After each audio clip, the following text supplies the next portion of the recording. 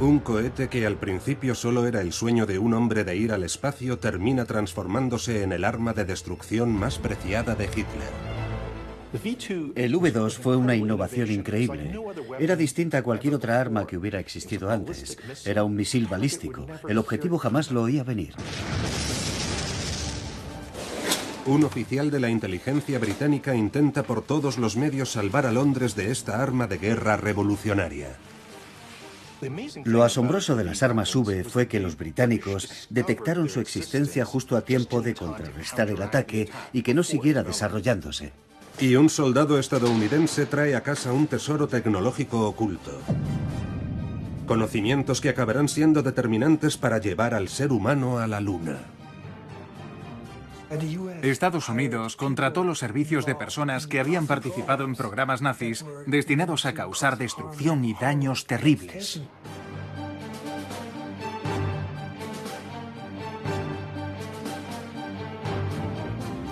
V2, el cohete nazi. En las oficinas de Londres del MI6, los servicios secretos o de inteligencia británicos, Reginald Jones, asesor científico principal del MI6, se dirige a una reunión de personal. ¿Nigel? Reginald Jones, joven físico que provenía del medio universitario, había sido una de las personas claves en la campaña aérea de defensa de Gran Bretaña. Han pasado 3 meses desde el día D y la invasión de Normandía. Los nazis han sido expulsados con éxito de Francia y las fuerzas aliadas prosiguen su avance contra las de Hitler en todos los frentes. La guerra está yendo bien para los aliados. En Gran Bretaña prácticamente han cesado los ataques aéreos de los alemanes.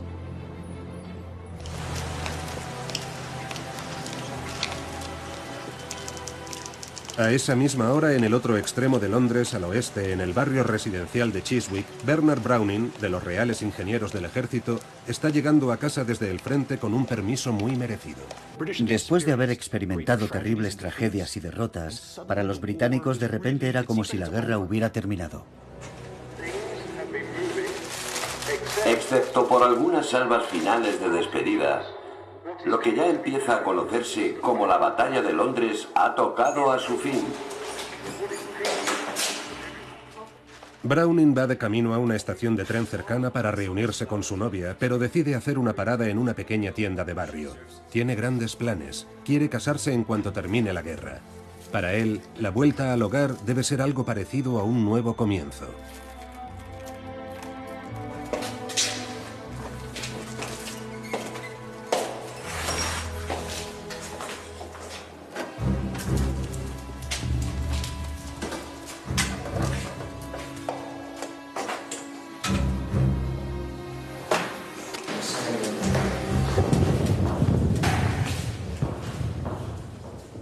¿Qué ha sido eso?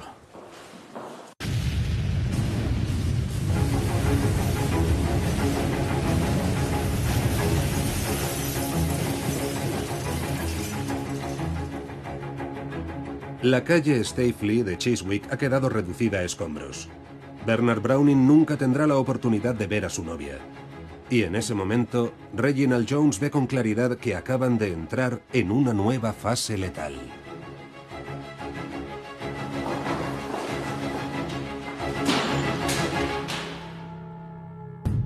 Reginald Jones lleva tiempo vigilando el programa secreto alemán de desarrollo de cohetes. Deduce al instante que los nazis por fin lo han conseguido.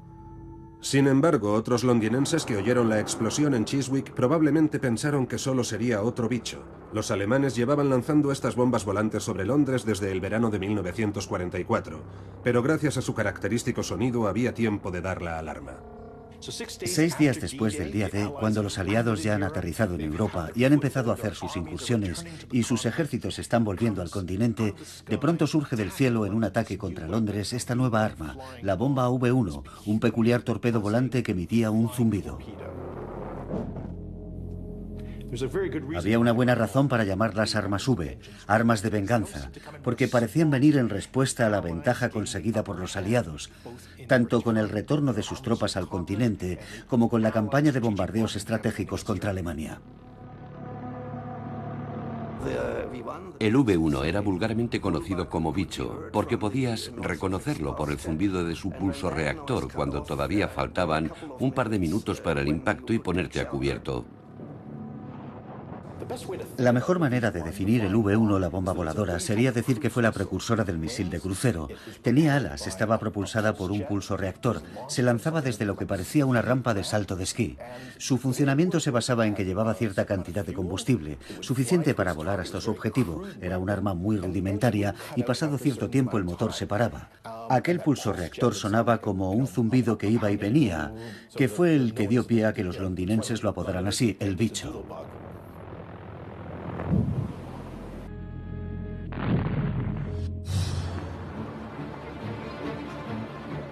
Adolf Hitler lo había llamado arma de venganza. Era su intento de represaliar a Gran Bretaña por los bombardeos de los aliados contra la tierra patria alemana.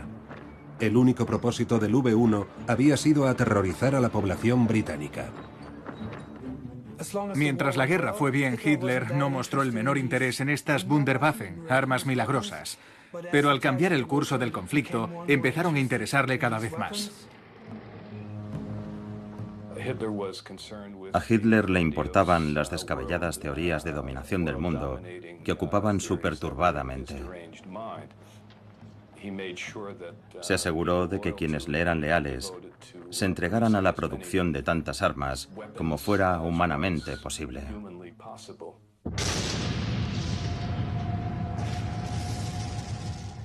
El ataque del 8 de septiembre fue, sin duda, completamente diferente a los impactos de las bombas volantes, que se caracterizaban por su peculiar zumbido intermitente. El motor se paraba y al cabo de unos instantes había una explosión. Cuando el V2 impactó y aquella cosa bajaba a una velocidad supersónica, transportando una ojiva de 1 tonelada de peso, y podía hacer saltar en pedazos un distrito entero, y el ruido que hacía al romper la barrera del sonido y estallar, fue algo tremendo, algo hasta entonces desconocido.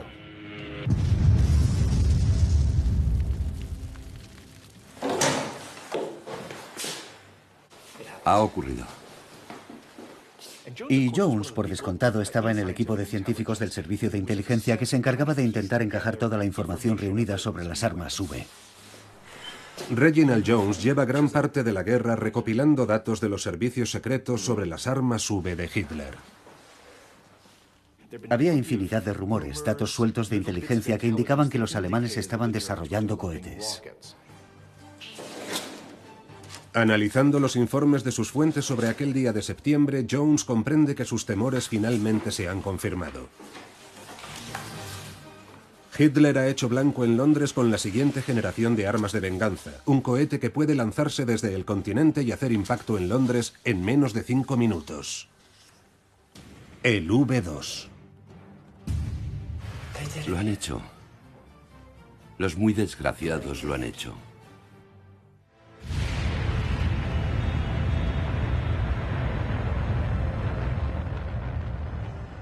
El 8 de septiembre de 1944, el primer misil V2 impactó en Londres y causó una gran conmoción porque nadie oyó aproximarse el cohete.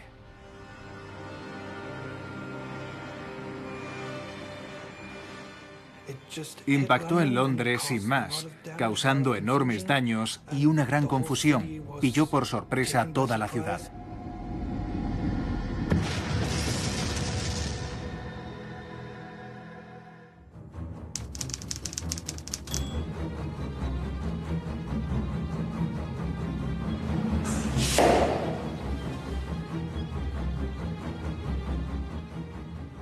En una fábrica clandestina de armas, los hombres que construían el V2 trabajan a pleno rendimiento.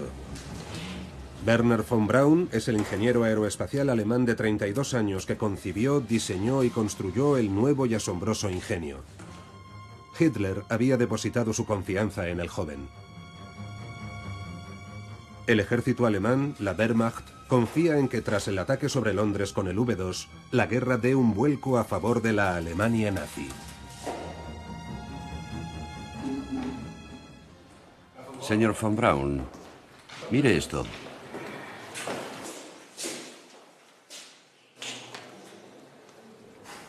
Ha funcionado. Mucho antes de que su arma impactara en Londres, Wernher von Braun aspiraba a alcanzar la Luna. Von Braun había crecido en una familia de clase privilegiada, pero muy pronto mostró interés por los vuelos espaciales.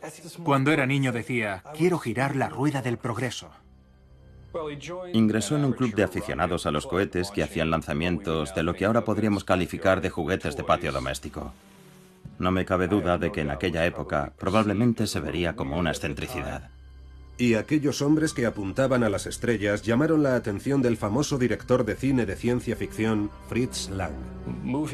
Gente del cine como Fritz Lang se interesó por el elemento de espectáculo que tenía el lanzamiento de estos cohetes de juguete. Wernher von Braun fue contratado de asistente en el desarrollo de un cohete para la película de Fritz Lang, Frau im Mond, La mujer en la luna. Pero a von Braun no tardaron en ofrecerle un nuevo papel estelar. El ejército alemán contrató los servicios del joven científico para su departamento de cohetes. Les interesaban toda clase de tecnologías avanzadas. Y se fijaron igualmente en el pequeño grupo que rodeaba a Wernher von Braun, que desarrollaba cohetes. El fin de la Primera Guerra Mundial se declaró oficialmente cuando las potencias aliadas obligaron a Alemania a firmar el Tratado de Paz de Versalles. El documento tenía como fin limitar drásticamente el poder de Alemania. Antes de que Hitler llegara al poder, Alemania continuaba sujeta a las restricciones del Tratado de Versalles que también afectaban a la clase de armas que podía desarrollar. Pero los alemanes encontraron un resquicio. El Tratado de Paz de Versalles había prohibido armamento como tanques, aviones y artillería pesada a Alemania. Pero a nadie se le había ocurrido incluir los misiles.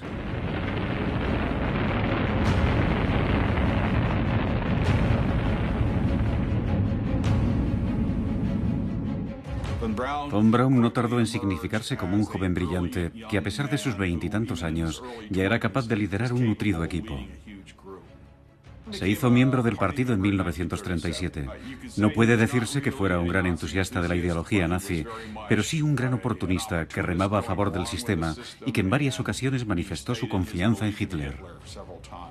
El ejército alemán puso a von Braun a trabajar con altos oficiales del ejército como Karl Becker y Walter Domberger para desarrollar el que sería el primer misil balístico de la historia, un proyectil no tripulado que, como algunos lo definirían de acuerdo con los criterios actuales, iba a ser un arma de destrucción masiva. El V2 realmente fue el arma de guerra más exótica que existió antes de la bomba atómica.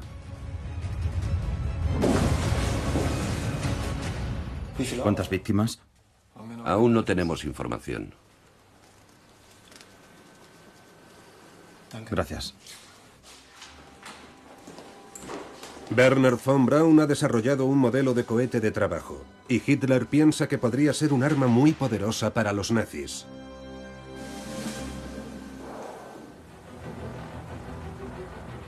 Reginald Jones, del MI6, sabe desde hace meses que los alemanes están construyendo en secreto el V2.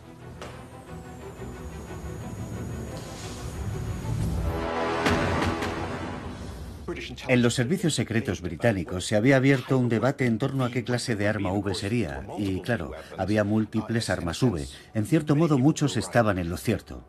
Algunos sostuvieron que esa arma V sería una bomba voladora. Y, en efecto, en junio de 1944 comenzaron los ataques con bombas voladoras.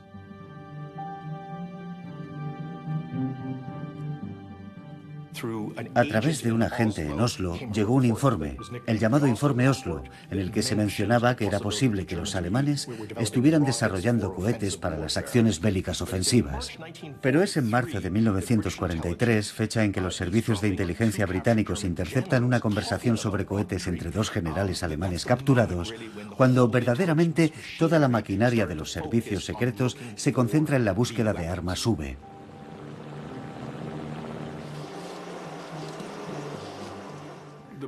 Los británicos empezaron a recibir cada vez más datos que indicaban que los alemanes tenían un programa de cohetes en el período comprendido entre finales de 1942 y principios de 1943. Y en la primavera de ese año, el sistema de reconocimiento fotográfico de la Real Fuerza Aérea descubrió imágenes de cohetes. Y ahora, el primer cohete ha impactado en Londres. Los primeros cohetes V2 empezaron a caer en Londres, dando la razón a los que, como Reginald Jones, habían pronosticado que Alemania usaría cohetes. Antes de que empezaran los ataques, había llegado información secreta sobre el V2 de una fuente importante, una espía francesa de 23 años llamada Jeanne Rousseau. Reginald Jones identifica a Jeanne Rousseau entre los agentes claves a la hora de proporcionar información secreta relacionada con los programas sobre armas V. Es un personaje muy interesante. Trabaja como traductora para los alemanes, pero al mismo tiempo escucha sus conversaciones, incluidas las que tratan sobre los programas de armas V, y pasa esa información a los aliados. Por desgracia, los alemanes la descubrieron antes de que los servicios secretos británicos pudieran sacarla del continente. Pero antes de ser capturada, la espía se las arregló para enviar información muy valiosa sobre el centro de investigación del V2, un lugar llamado Peenemünde. Peenemünde, una aletargada localidad costera al norte de Berlín. Peenemünde era el cabo cañaveral de los nazis. Entraba dinero a raudales. Después de que el ejército alemán decidiera ubicar allí su programa de cohetes, les llovió una cantidad ingente de dinero. Querían que fuera un escaparate de la tecnología nazi. Se construyeron alojamientos para los trabajadores. Se desarrollaron y experimentaron infraestructuras a gran escala. No había nada parecido en todo el mundo. Peenemünde era un centro de ensayo militar donde se desarrollaba nuevo armamento, pero también era un lugar al que habían acudido ingenieros y científicos que inicialmente aspiraban a alcanzar las estrellas. Lo que querían era mandar cohetes al espacio. Pero el ejército alemán tenía otros planes. Necesitaba misiles, cohetes capaces de transportar una ojiva, y en eso debían trabajar los científicos. El mayor logro, por descontado, fue el V2, que fue una revolución tecnológica. Los espías del MI6 ya llevaban informando de estos logros alemanes desde 1943. En cuanto los aliados localizaron la ubicación secreta del desarrollo de estas armas en Peenemünde, destruir aquel lugar pasó a ser objetivo prioritario, y se puso en marcha la Operación Hydra. La Operación Hydra fue un intento de la Real Fuerza Aérea Británica de destruir Peenemünde y decapitar el programa de cohetes. La incursión aérea tuvo lugar la noche del 17 al 18 de agosto de 1943 y la RAF lanzó más de 600 bombarderos sobre Peenemünde. La inteligencia británica decidió destruir no solo las instalaciones, sino también al mayor número posible de investigadores. Von Braun se había ido a la cama y en torno a la medianoche comenzaron a sonar las alarmas de ataque y se refugió en un búnker que había en el complejo de investigación. Cuando dijeron en el búnker que la costa estaba despejada y parecía que el ataque aéreo había terminado, salió y fue al edificio en llamas donde estaba su despacho para rescatar los archivos del fuego. La Operación Hydra fue muy costosa. 300 hombres de la Fuerza Aérea perdieron la vida aquella noche. Y, por descontado, varios cientos murieron sobre el terreno. Pero, por desgracia, el punto medio del ataque donde cayeron las bombas fue demasiado al sur. Así que no impactaron en los laboratorios, en los lugares donde se desarrollaba armamento. Aunque el ataque aéreo contra Peenemünde causó daños de consideración, solo consiguió retrasar la producción. Sin embargo, había puesto a los nazis sobre aviso de que su programa secreto de cohetes corría peligro. Dejó meridianamente claro a todo el mundo que Peenemünde ya no podría utilizarse más para fabricar el cohete V2. Tales eran los destrozos que habían causado los británicos allí. Se decidió trasladar la fábrica a una mina abandonada en los Montes Harz, que a partir de entonces se llamó Mittelberg.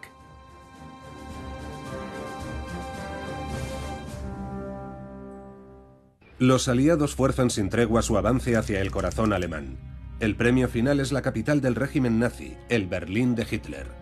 La Wehrmacht alemana sigue desmoronándose ante el avance de los aliados, pero hay una sorpresa. Los cohetes V2 siguen surcando el aire. Solo en el mes de octubre se llevan a cabo 91 ataques contra Inglaterra. Los nazis aún confían en que el V2 pueda cambiar el curso de la guerra a su favor. Lo que realmente distinguía al V2 era que se podía lanzar prácticamente desde cualquier posición. Las lanzaderas eran portátiles, más bien pequeñas y fáciles de manejar, y el cohete podía dispararse desde la calle, desde un bosque. No se necesitaban unas instalaciones especiales para usar estas armas. La estrategia de los aliados siempre contenía un elemento ofensivo, como campañas de bombardeos para destruir las plataformas de lanzamiento. En realidad, en 1944 y 1945, los aliados anduvieron jugando al gato y al ratón con las lanzaderas móviles. A estas alturas ya está claro que el V2 no es el arma milagrosa que Hitler esperaba que fuera, pero en las contadas ocasiones en que alcanza su objetivo, lo hace con demoledora precisión. El peor ataque que sufre Londres es en noviembre de 1944. Un misil V2 impacta contra los grandes almacenes Woolworth que están abarrotados de gente y mata a 173 personas. James Hamill es un comandante asignado a la artillería del ejército estadounidense la primavera de 1945. James Hamill pertenecía al ejército estadounidense y era muy joven en aquella época. Era ingeniero y oficial subalterno y respondía ante el coronel Toftoy. Cuando terminó la guerra, el coronel Toftoy recibió el encargo de reunir todos los misiles V2 y organizar una operación para enviar los componentes de un centenar de misiles a Estados Unidos para realizar pruebas. Los estadounidenses saben que las nuevas armas de los nazis deben de ser muy potentes para que sus aliados británicos intenten ocultar los daños. Cuando empezaron a caer los primeros misiles, trataron de encubrir el hecho informando de fuertes explosiones de gas y otros incidentes para desactivar el interés de la gente. Estaban ocurriendo misteriosas explosiones en Londres, pero el gobierno negaba que existiera una nueva arma. El coronel Toftoy sabe que en algunas categorías Estados Unidos lleva varios años de retraso en tecnología armamentística. Lo que los estadounidenses van a necesitar es un plan para conseguir los conocimientos especializados de los alemanes sobre armamento y captar a científicos alemanes en cuanto lo permitan los combates sobre el terreno. Entiendo, señor. Y uno de los hombres que participan en este plan es el joven oficial James Hamill.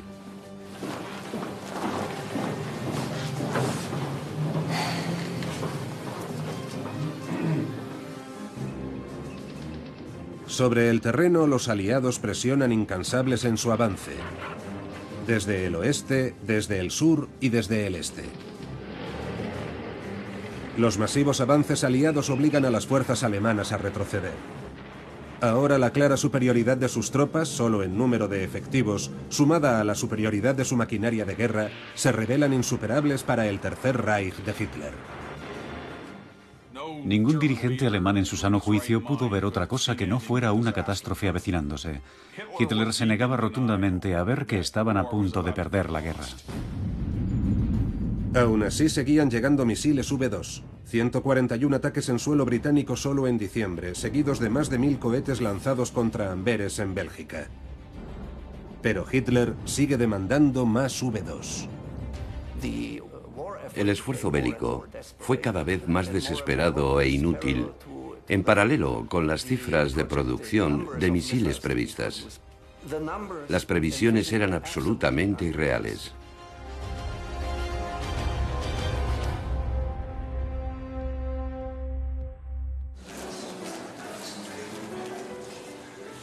Es casi Navidad.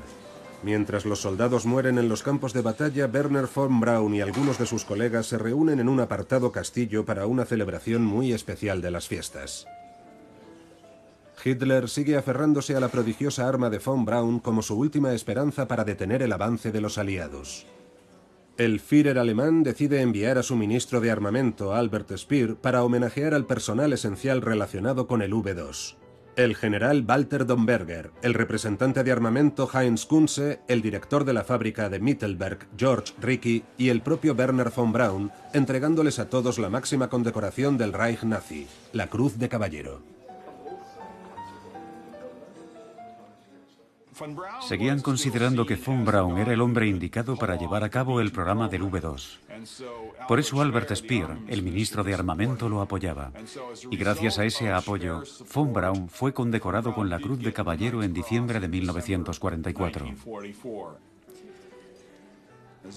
Hay una historia muy interesante detrás, y es que en la primavera de 1944, von Braun había sido detenido e investigado por la Gestapo por unos comentarios que había hecho en una fiesta, donde había dicho que en su opinión la guerra estaba perdida y que ellos preferirían construir un cohete espacial.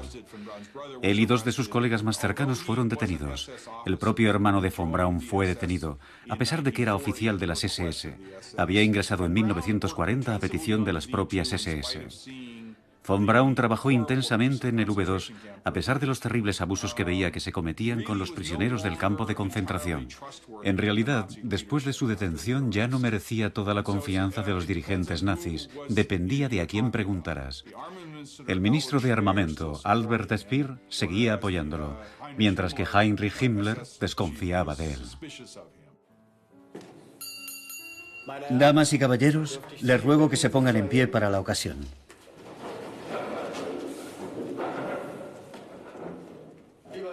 Herr von Braun, todas las personas reunidas en esta sala conocen su enorme contribución a la causa alemana. En Berlín nos sentimos muy orgullosos y le estamos muy agradecidos por su trabajo. Así pues, estimado Werner, el Führer ha decidido concederle la Cruz de Caballero por sus servicios al Reich. A la salud de Werner von Braun. ¡Salud! La Cruz de Caballero era la máxima condecoración que concedía el régimen alemán nazi por arrojo militar y liderazgo,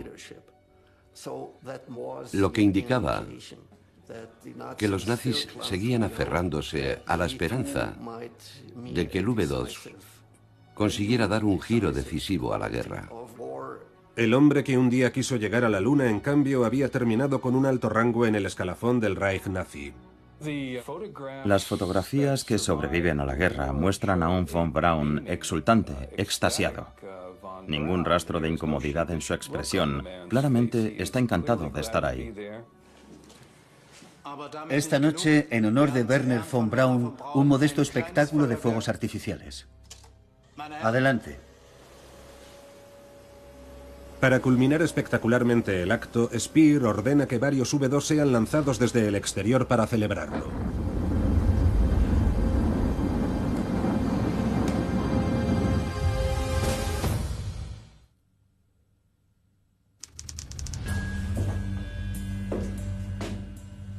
El cohete V2 había resultado ser un arma impredecible, pero de vez en cuando mortífera. El V2 era un misil balístico, podía recorrer más de 300 kilómetros en 5 minutos. Llegaba sin previo aviso, de manera que la falta de defensa creaba una situación excepcional. Sin un plan de defensa, los británicos deciden que su mejor opción es usar los servicios secretos. Un programa general de contraespionaje gubernamental llamado Doble Cruz podía ser la solución a la amenaza. Doble cruz eran las palabras en clave para referirse a la captura por parte de los británicos de agentes secretos alemanes que los nazis habían tratado de infiltrar en Gran Bretaña. Los británicos deciden utilizarlos para enviar información a Berlín. La información que a ellos les interesa que tengan. Información engañosa. Los alemanes se basan casi exclusivamente en sus espías de Londres para comprobar la precisión de los ataques con V2. Uno de los espías con esta misión es un hombre cuyo nombre en clave es Agente Tate. El agente Tate, un danés llamado Wolf Schmidt, es uno de esos presuntos agentes alemanes que naturalmente han capturado los británicos. El agente Tate les revela que sus controladores nazis le han enviado un cable donde dicen que sus informes sobre los objetivos alcanzados por los V2 son tan importantes que hasta podrían decidir el resultado de la guerra. Todo cambia según en quién deposite su lealtad. No sé de qué lado estás. Reginald Jones, del MI6, junto con sus colegas de contraespionaje del MI5, han concebido un plan que esperan que ayude a salvar Londres de los ataques con misiles V2. Te conviene aceptar. Finalmente, Tate acepta cambiar de bando. Y el plan se pone en marcha. Tenemos impactos aquí, aquí, aquí y aquí, en el área metropolitana de Londres. Nadie está a salvo. Si el agente Tate lo hacía bien, los nazis creerían que habían mejorado su puntería y habían causado más daños, cuando la verdad sería que les habrían hecho desviar la trayectoria y las bombas estarían impactando en zonas más alejadas. Si conseguimos que desvíen los objetivos, por ejemplo, hacia aquí, habremos salvado miles de vidas. No tienen manera de comprobar dónde impactan los cohetes. Sobre el terreno, la guerra continúa imparable. Ya han entrado en los últimos y más sangrientos meses de la Segunda Guerra Mundial.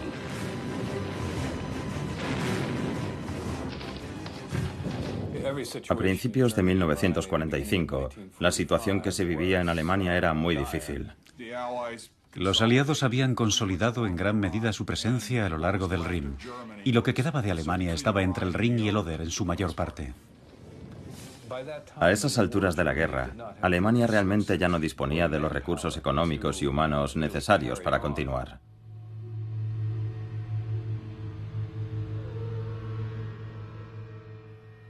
Hitler sabía muy bien que había perdido la guerra, pero era incapaz de reconocerlo. Y cada día intentaba convencerse de que sucedería un milagro que daría un vuelco a la situación. Se aferraba a la idea de que había varias armas milagrosas que aún estaban por venir.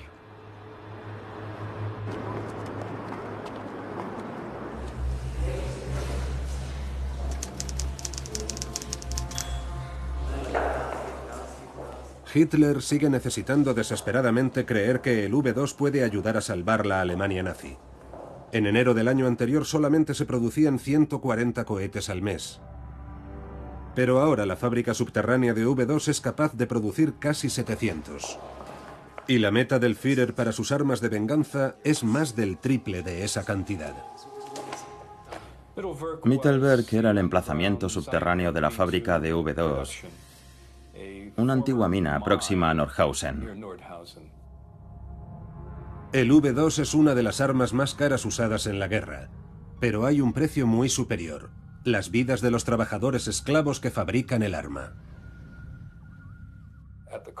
Con un coste de decenas de miles de vidas, esta mina, que no reunía condiciones de habitabilidad para el ser humano, se transformó en una cadena de producción de alta tecnología. Se utilizó mano de obra esclava primero para hacer la mina algo más habitable y después para trabajar en la cadena de fabricación. El impacto de un V2 mataba en torno a 5.000 personas, pero en su fabricación morían entre 10 y 20.000 personas. Por tanto, al final se cobraba muchas más vidas con su producción que usándolo como arma. Eran en su mayoría prisioneros de guerra rusos, polacos, ucranianos y franceses. Los primeros trabajadores esclavos que trajeron caían como moscas. Minando el resto de los túneles que estaban inacabados, instalando los equipos, sobrecargaban de trabajo a los prisioneros y no los alimentaban. Había un problema grave de higiene, con plagas de piojos y también epidemias de diarrea, tifus y otras enfermedades entre los prisioneros. Esto demuestra que producir más es imposible, que estamos ya al límite de nuestra capacidad. Para la continua demanda de Speer tiene que mandarnos más mano de obra nueva. Se construyen nuevos campos de concentración cerca de Mittelberg para aportar a la fábrica más de 19.000 trabajadores esclavos. Werner von Braun en persona visita la fábrica de Mittelberg en 12 ocasiones como mínimo durante la guerra. Von Braun conocía de sobra todas estas condiciones. Y no es que tuvieran que tolerar a aquellas personas por alguna causa, se las habían pedido expresamente a las SS. Tenemos un documento firmado por él, en el que especifica que haría los cálculos sobre el número de internos que iban a necesitar en el campo de concentración. Por cada cohete V2 operativo que sale de la línea de ensamblaje mueren 6 trabajadores esclavos. Von Braun sabía perfectamente lo que estaba pasando. Si conocía el problema en todo su alcance ya no lo sé, pero sin duda sabía que las condiciones entrañaban riesgos para la vida. Los abusos del personal de las SS son generalizados. Los actos de sabotaje o resistencia de los prisioneros se castigan con la horca. No había en esos momentos nada que indicara que aquello les causaba algún dilema moral. Estos ingenieros, que habían alcanzado un nivel tan alto de competencia profesional, distaban mucho de haber desarrollado un código ético tan elevado. En marzo de 1945, los aliados ya han conquistado Colonia y están a punto de cruzar el Rin. Hitler se siente ultrajado. Aunque la mayoría de los V2 yerran su objetivo, él sigue ordenando más ataques y a veces las bombas impactan con fatal precisión. El V2 era un arma de efecto indiscriminado, pero cuando acertaba su objetivo era tremendamente mortífera. Misiles V2 impactaron en el mercado de Smithfield y en el complejo de viviendas Hughes Mansions. Las bombas mataron a bastantes más de 100 personas en un instante. Pero finalmente los V2 empiezan a caer en zonas menos pobladas de Londres gracias a que los alemanes están ajustando sus disparos en función de los datos engañosos del sistema de Reginald Jones.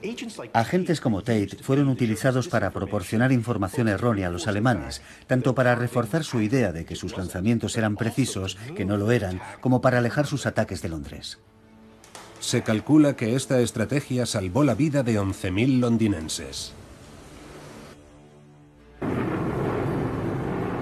Y cuando los aliados occidentales atravesaron el frente del Rin en marzo, los ataques con misiles V2 tocaron a su fin.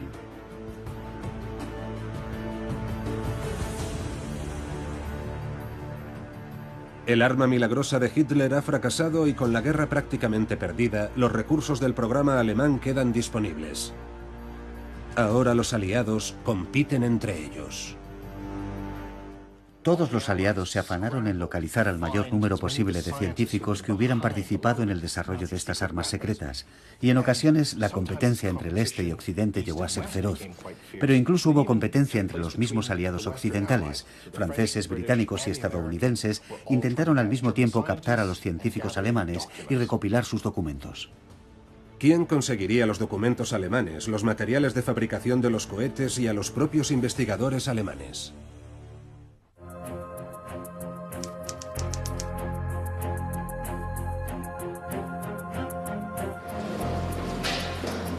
La guerra está a punto de terminar. Werner von Braun, director del programa de cohetes V2 de Hitler, se prepara para la etapa posterior a la guerra. Cuando se hizo evidente que todo estaba perdido y que, ya fuera el ejército soviético o el estadounidense, terminarían descubriendo Mittelberg, von Braun y sus colegas reunieron toda la documentación técnica esencial del programa de producción y la escondieron en una cueva. Aquella documentación sería posiblemente su salvoconducto con quienes terminaran atrapándolos. Dos personas de la máxima confianza de von Braun conducen 2 camiones cargados de documentación del V2 hasta el pozo de una mina abandonada. Su personal debe esconder esas 14 toneladas de documentos técnicos. La carrera por encontrar los V2 y a los científicos alemanes que los habían desarrollado sigue adelante. Tecnología y personal que cambiarán de terreno de juego después de la guerra. Mittelberg era un objetivo de los estadounidenses, los soviéticos y los británicos. Pero en abril de 1945 la cosa se redujo básicamente a una competición entre soviéticos y estadounidenses. El ejército estadounidense ha descubierto Mittelberg y envía efectivos para liberar la zona. Se quedaron estupefactos al descubrir la tragedia humana del campo.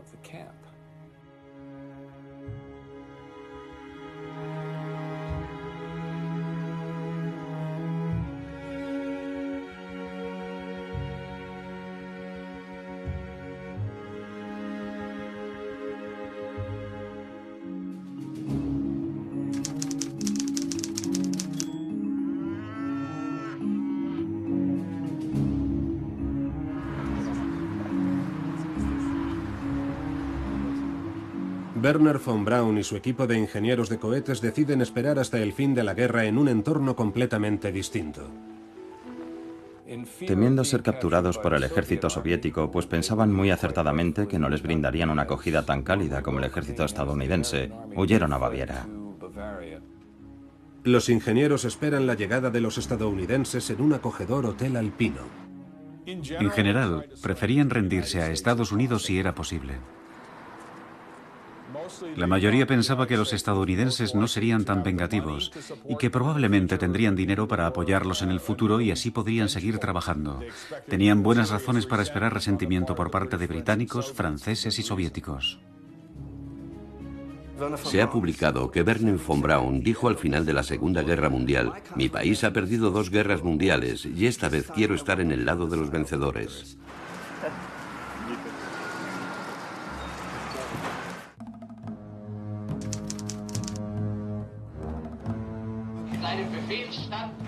En su puesto de mando, luchando hasta su último aliento, el Führer cayó por Alemania.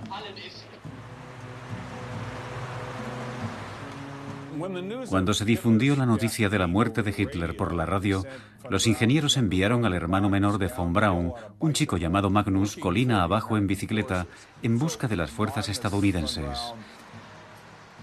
Magnus von Braun prácticamente se topó con una patrulla y habló con un soldado raso de Wisconsin.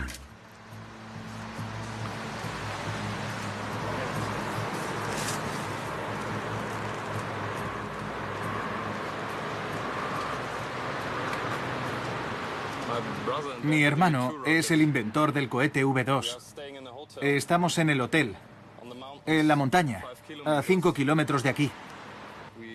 Queremos rendirnos.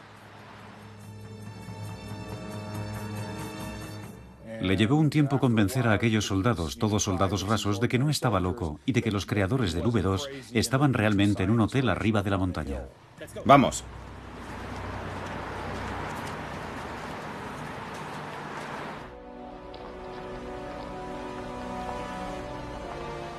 Von Braun y sus mejores científicos e ingenieros se entregaron a la 44ª División de Infantería de Estados Unidos.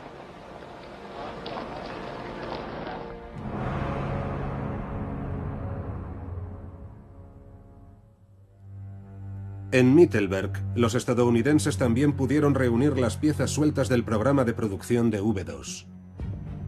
Semanas después de la llegada de la primera oleada de tropas, uno de estos estadounidenses es James Hamill, enviado para recuperar todo el material posible.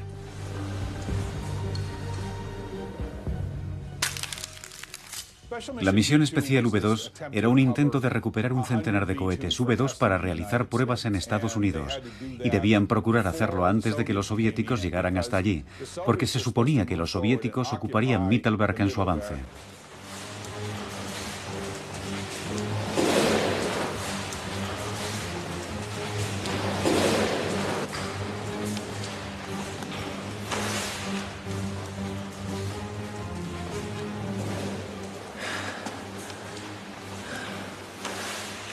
Chicos, hemos terminado aquí. Buscad la manera de envolverlo todo. No tenemos mucho tiempo. Hamill y sus hombres tienen que enviar todas estas piezas a Estados Unidos antes de que lleguen los rusos. Así que cargaron todas aquellas piezas y los misiles incompletos en vagones de tren. Llenaron más de 300 vagones ferroviarios con material de Mittelberg. Pero los estadounidenses necesitaban también los documentos de von Braun para saber cómo ensamblar las piezas.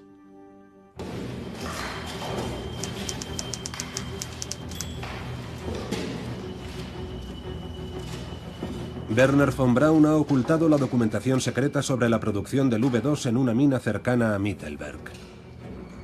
Los estadounidenses andan a la caza del alijo de información de von Braun, pero deben localizarlo pronto si no quieren que los rusos o los británicos se les adelanten. Un oficial estadounidense consiguió engañar a alguien que estaba allí arriba, cerca de Mittelberg, para que confesara la situación de la mina. Vino a decirle al hombre: "Sabemos dónde están los documentos, solo necesitamos que nos ayude a localizarlos". Y el tipo cayó en la trampa y se lo dijo. Una vez descubierta su localización, lo único que les quedaba por hacer a los estadounidenses era recoger los documentos. Y aparentemente ocurrió justo en el momento en que los británicos empezaban a poner sus puestos de control en las carreteras, ya que era una zona de ocupación británica. Estados Unidos localizó los documentos y se apropió de ellos.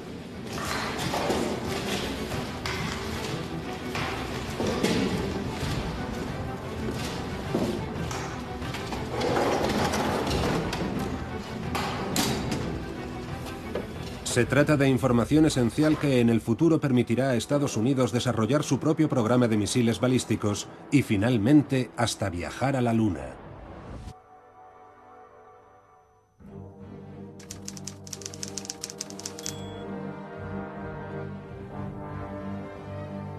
Aunque los estadounidenses ya tienen los documentos de Von Braun, saben que van a necesitar al propio Von Braun. Varios meses antes, nada menos que el comandante supremo de las fuerzas aliadas, Dwight Eisenhower, envía personalmente un cable a Washington. Las ideas del director científico de este grupo van 25 años por delante de Estados Unidos. Recomiendo que 100 de los mejores hombres de la organización sean evacuados de inmediato. El 18 de septiembre, Von Braun, otros 6 miembros del personal de Peenemünde y otros 9 alemanes que iban a trabajar para las fuerzas aéreas del ejército estadounidenses subieron a un avión y viajaron a Estados Unidos.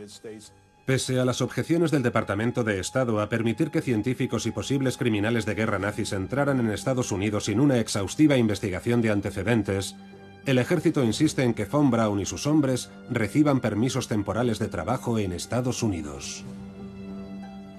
Sí que pasaron por unos interrogatorios, pero fueron más bien formulistas y relajados. La afiliación a las SS de Von Braun habría sido una bandera roja tremenda que se escondió debajo de la alfombra. Por tanto, los trámites para traer a Von Braun y a sus colegas a Estados Unidos se agilizaron desde el primer día. Todos los obstáculos que se interponían fueron despejados en gran medida por la vía política. Y el hombre que va a cuidar de Von Braun en Estados Unidos no es otro que James Hamill, quien solo unos meses antes había bombardeado la fábrica de misiles V2 de Mittelberg. Toda su documentación estaba en orden. Permiso especial, Operación Overcast. La Operación Overcast se llamaría más tarde Operación Paperclip y permitió que más de 1.500 científicos alemanes empezaran a trabajar para el ejército estadounidense. La guerra no terminó realmente en 1945. Su siguiente enemigo estaba justo a su lado, los rusos. Y los estadounidenses sabían que la competencia con los rusos en lo referente a nuevas tecnologías era feroz. Vamos. Hamill los reunió en Boston y a continuación los llevó a Fort Bliss, en Nuevo México. Por tanto, Hamill era quien tenía la máxima responsabilidad sobre ellos. Von Braun.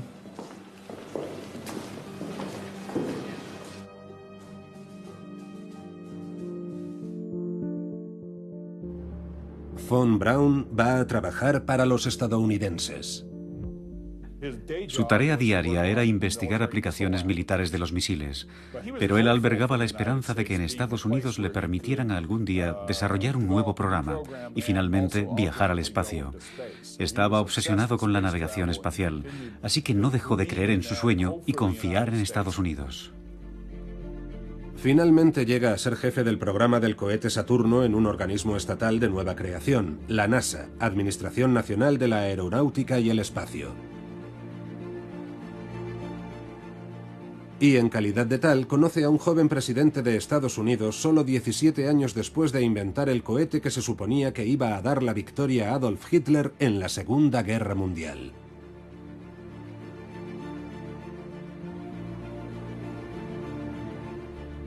A Von Braun le atormentaba cada vez más su pasado. En los años 50, la única pregunta que todo el mundo le hacía era si había pertenecido al partido. Y él siempre tenía que contestar que sí, pero en realidad nunca fue un entusiasta ni quiso pertenecer a él. En los años 60 y 70 surgió una controversia en torno a Mittelberg y a los prisioneros y los oficiales de las SS. Pero Von Braun moriría de cáncer en 1977 a la edad de 65 años y por tanto no vivió el grueso de la polémica que tuvo lugar tras su muerte. Pero antes de morir, Von Braun deja su legado en la NASA. El equipo de ingenieros de Peenemünde, con Wernher von Braun a la cabeza, que en efecto construiría el cohete de la misión a la Luna en 1969, lanzaría con éxito la misión Apolo a la Luna. Wernher von Braun ha hecho realidad su sueño. Cuando tenía 17 años y puse en marcha todo esto, me parecía que la Luna estaba mucho más cerca de lo que luego me pareció durante mucho tiempo. Él aspiraba a alcanzar las estrellas. Por desgracia, terminó desarrollando nuevos métodos de matar y destruir. Hoy vuelve a parecerme que está muy cerca. En definitiva, Wernher von Braun no estaba exento de hacer un pacto con el diablo. Pienso que el primer vuelo espacial significa para la humanidad una oportunidad de alcanzar la inmortalidad. Y eso es lo que es ahora, inmortal. Un hombre con sus defectos, cuya ambición despiadada permitió al ser humano poner el pie en el espacio.